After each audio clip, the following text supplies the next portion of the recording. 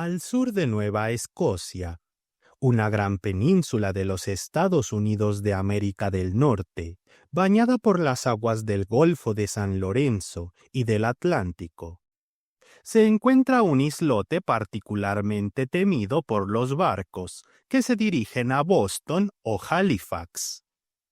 Se trata de una pequeña franja de tierra, situada a los 43 grados 24 minutos de latitud y 60 grados de longitud oeste de Greenwich, aproximadamente bajo la misma latitud del Gran Banco de Terranova, y que los marineros suelen llamar Cabo de las Arenas.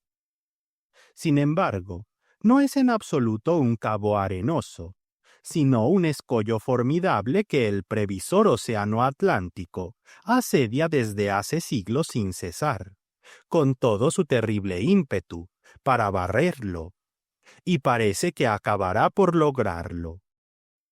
De hecho, hace 50 años ese islote, que lleva en su conciencia un gran número de naufragios y cientos de pobres marineros desaparecidos en sus alrededores, durante las siniestras y brumosas noches invernales, tenía una longitud de 74 kilómetros, mientras que hoy apenas si llega a contar 40. Dado que, como dije, esas aguas son muy frecuentadas por los barcos que tocan Nueva Escocia, el gobierno americano, hace unos 15 años, erigió allí un faro, confiando su custodia a cierto Jethro Roach, quien en otros tiempos había servido en la Marina de Guerra como contramaestre. Ese Roach nunca había sido realmente un hombre completamente equilibrado. Sus amigos ya habían afirmado varias veces que debía tener algún daño en el cerebro. Sin embargo, al no haber dado nunca señales de locura, fue enviado sin más a aquel lugar solitario y nada exento de peligros, para encargarse del servicio de la linterna. Roach, que siempre había sido de carácter más bien triste y que amaba por eso el aislamiento, aceptó de buena gana aquel encargo y se instaló de inmediato en el faro, llevando consigo a su única hija, una muchacha bella y valiente de 18 años, que sabía, como todas las jóvenes americanas nacidas en la costa, manejar hábilmente una barca y empuñar muy bien un fusil. El faro había sido construido en la punta meridional del islote, en el lugar más azotado por las olas del Atlántico y, por tanto, el más peligroso.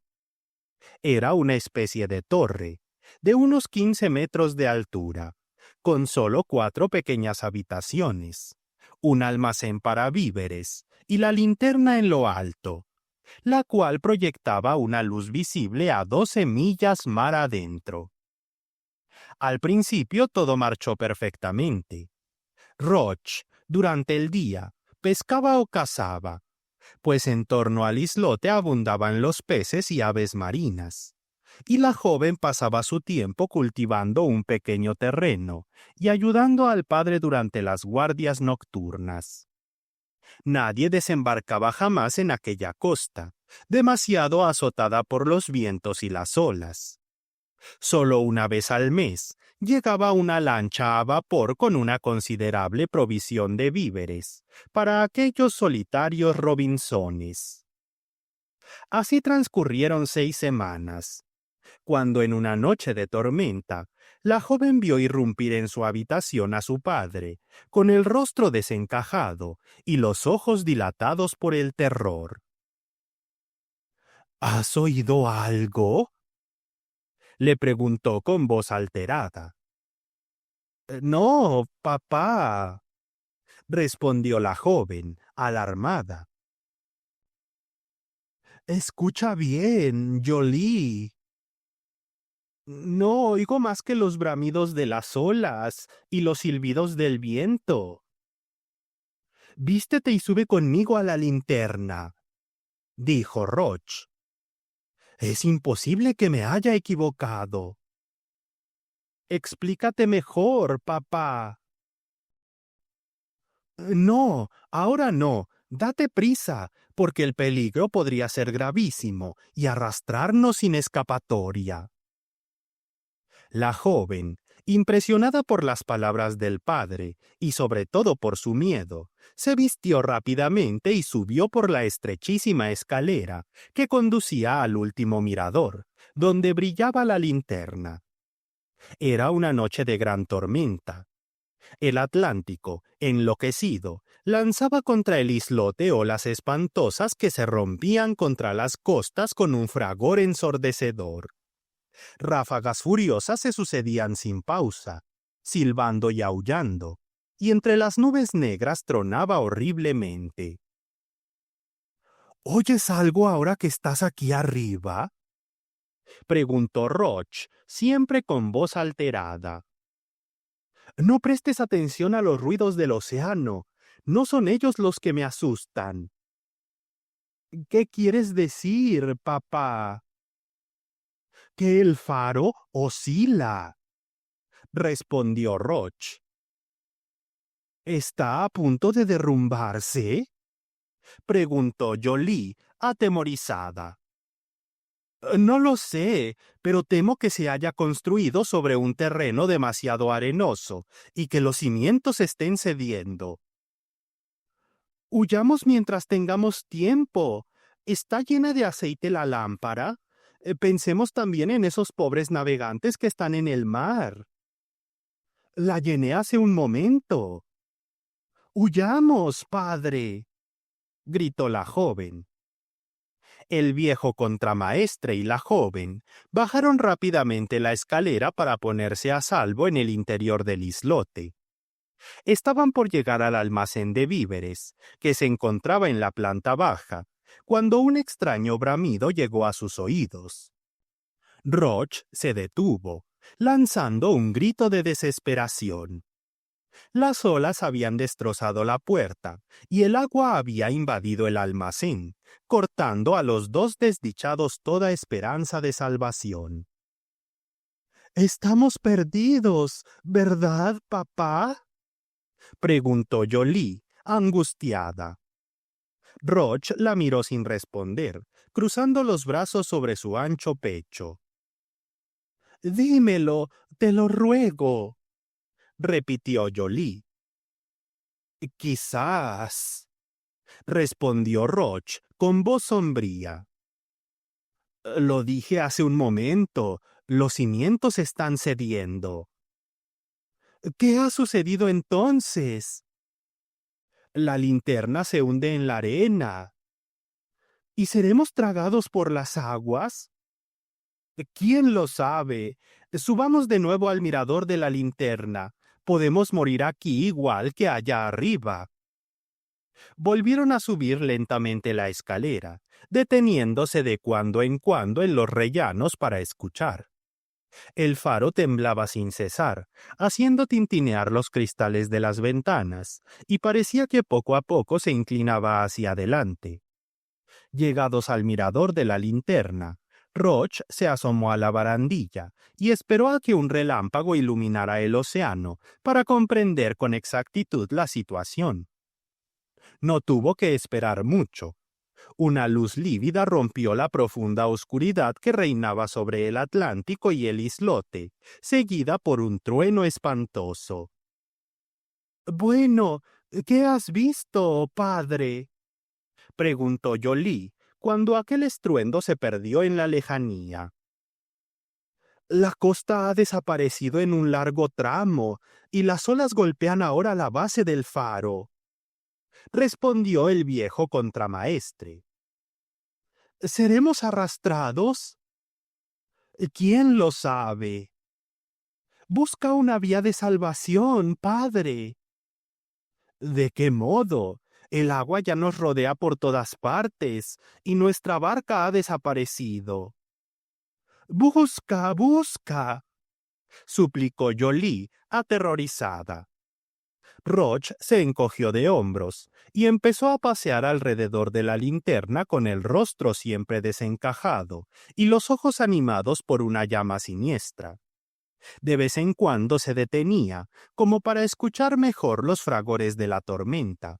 Luego reanudaba su ronda, permaneciendo sordo a todas las preguntas de su hija.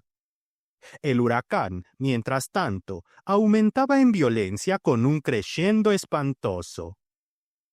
A través de las ventanas de la cúpula pasaban ráfagas furiosas, que hacían incluso vibrar los gruesos cristales de la linterna, mientras abajo los oleajes mugían siempre siniestros y se lanzaban con ímpetu irrefrenable al asalto del edificio. Temblaban las paredes, oscilaban las escaleras, se rompían los cristales de las ventanas, dejando libre el paso a los aullidos del viento. Parecía que en cualquier momento todo debía venirse abajo, bajo los incesantes embates de los elementos desatados. Jolie se había acurrucado en un rincón, apoyada en la barandilla, esperando con angustia el golpe fatal que debía derrumbarlo todo. Pero ese golpe parecía aún lejano. Pasaron 2 horas, largas como 2 semanas para la desdichada joven, que se consideraba irremediablemente perdida. Roch, en cambio, parecía haber olvidado el tremendo peligro que los amenazaba. Había interrumpido sus vueltas, y apoyado en una de las ventanas, tarareaba entre dientes una vieja canción marinera. ¿Se había vuelto loco? Jolie lo temía. Ya le habían dicho varias veces que su padre nunca había tenido la cabeza en su sitio. De pronto, una tremenda ráfaga se abatió sobre la linterna, torciendo las barras de hierro y llevándose la cúpula metálica que protegía el mecanismo giratorio. Jolie lanzó un grito de terror. ¡Padre, padre! ¡Huyamos!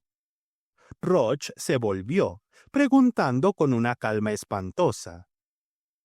¿Qué ha pasado?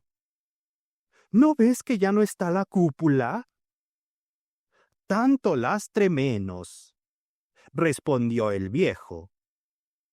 ¿Qué dices, padre? Que ahora la nave se elevará más, porque ya pesa menos. ¡Estás delirando! Roch, en lugar de responder, se puso a gritar. ¡A la orza el timón! ¡Arriba encubierta la guardia libre! ¡Arriad las velas de proa y las de popa! ¡Pronto, imbéciles! ¡No quiero irme a pique yo! Padre, ¿qué estás diciendo? El contramaestre ya no oía la voz de su hija y continuaba dando órdenes como si se encontrara a bordo de un velero. El miedo debía haberle trastornado completamente el cerebro. Jolie se había levantado. Luego lo agarró por los brazos, gritando. ¿No reconoces a tu Jolie? ¡Huyamos, padre, antes de que las ráfagas barran el terracín y derriben las barandillas! Roch la rechazó brutalmente, diciendo con voz amenazante. ¿Qué quieres tú, Philip? Este no es tu puesto. Rápido, ve a arriar el foque grande o te disciplino como corresponde. No me gustan esas confianzas. Y como Jolie insistía en no dejarlo y trataba de arrastrarlo hacia la escalera, el loco se zafó del agarre, gritando como un endemoniado. «¡Vete o te mato, Philip!». La joven, aterrada por la terrible furia que se leía en el rostro de su padre, huyó a toda prisa por la escalera, llorando, y llegó al saloncito comedor. El huracán no daba señales de cesar, al contrario, parecía volverse aún más violento. Sordos fragores subían desde abajo, y las paredes del faro continuaban oscilando. Ya se habían abierto grandes grietas en los muros, grietas que se abrían más o se cerraban según el vaivén del edificio. Roch se había quedado en el terracín, convertido para él en una especie de puente de mando, y enfrentaba con intrepidez las ráfagas. De vez en cuando, Jolie lo oía dar órdenes tras órdenes, y luego estallar en imprecaciones y amenazas. De pronto, oyó un grito. ¡Un hombre al agua! Ese grito lo había lanzado el loco. ¿Cómo podía haber un hombre caído al mar si no había nadie más en el faro? Jolie, al oírlo, salió del saloncito y subió rápidamente la escalera. Cuando llegó al terracín sin techo, donde, a pesar del ímpetu furioso de las ráfagas, la linterna seguía ardiendo, señalando a los barcos que venían del Atlántico, la peligrosa isla, un espectáculo horrible se le presentó ante los ojos. El viejo Roch había saltado la barandilla y, aferrado a un hierro, gritaba a voz en cuello, suspendido en el vacío. ¡Un hombre al agua! ¡Un hombre al agua! ¡Cobardes! Tienen miedo, pero Roch lo salvará. Jolie se lanzó hacia el desgraciado, llamándolo. ¡Padre, padre! ¿Qué haces?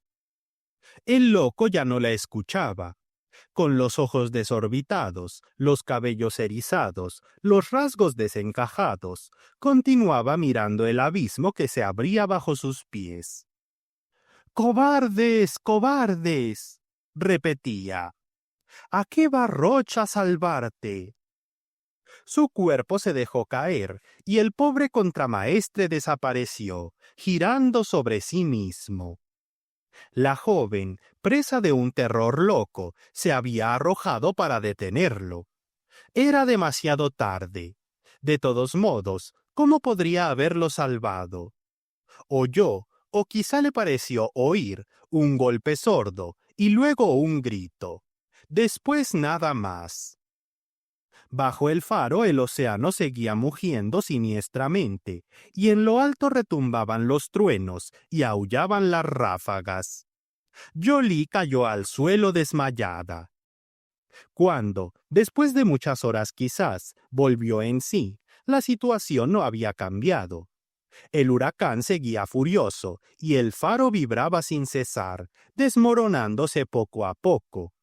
Las paredes cedían, las escaleras se derrumbaban y toda la estructura, minada en su base, se hundía entre las arenas.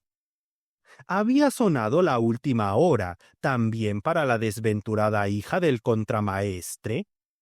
Jolie, medio enloquecida, se precipitó nuevamente por las escaleras, decidida a intentar la salvación a cualquier precio. Una energía suprema la sostenía. «No quiero morir», había dicho. «Al menos para dar sepultura al cuerpo de mi padre». Encima del almacén había otro terracín que las olas del Atlántico lamían. Jolie tomó la mesa del salón, la hizo pasar por la puerta, que, por suerte, era lo suficientemente ancha. Esperó a que un oleaje barriera el terracín y se confió con valentía a los flujos iracundos del océano, agarrándose con fuerza a aquella especie de salvavidas. Se hundió, luego volvió a salir a flote, siempre aferrada desesperadamente a la tabla, mientras sobre su cabeza brillaban los relámpagos, retumbaban los truenos y aullaban las ráfagas. ¿A dónde iba? ¿Hacia dónde era arrastrada? Ni siquiera se preocupaba por saberlo. Ya comenzaba a amanecer por el oriente, y las fuerzas estaban a punto de abandonarla, cuando una enorme masa pasó junto a ella, vomitando grandes chorros de humo. Casi al mismo tiempo, se oyó una voz gritar: «¡Máquinas atrás! ¡Un bote al agua! ¡Adelante los valientes!». Ese grito había salido de un gran transatlántico que buscaba refugiarse en las profundas ensenadas de Nueva Escocia, rodeando a distancia el islote de las Arenas, en cuya extremidad meridional aún brillaba el faro. 20 valientes se habían presentado para bajar la gran ballenera. A la mirada atenta del comandante no le había pasado desapercibida aquella tabla, abandonada al capricho de las olas y ocupada por un ser humano. La maniobra fue dificilísima. Sin embargo, después de 20 minutos, la pobre Jolie, más muerta que viva, era rescatada y llevada a bordo. Afortunadamente, el huracán había empezado a calmarse y las olas ya no rugían con el ímpetu de antes. Apenas Jolie pudo hablar, su primera pregunta fue esta. ¿El faro sigue en pie? ¿Cuál, señorita? Preguntó el capitán, que la asistía junto al médico de a bordo. El del islote de las Arenas. Pasamos hace un momento por el lugar donde debía estar y ya no vimos nada. El océano debe de haberlo tragado, junto con un gran tramo de costa. En efecto, la pequeña torre había colapsado un instante antes de que el vapor pasara por delante, pues la luz del faro se había apagado bruscamente. 15 días después, el gobierno de los Estados Unidos, preocupado por el peligro que corrían los barcos, erigía un segundo faro en otro lugar, más tierra adentro. Pero 6 meses más tarde, durante una noche de tormenta, también ese desaparecía, junto con los 2 torreros que lo ocupaban. Ahora se ha construido un tercer faro, y también este oscila de forma tan espantosa que nadie quiere ocuparlo. ¿Desaparecerá también? Es probable, ya que el islote de las Arenas tiende a desaparecer rápidamente bajo los incesantes embates del Atlántico.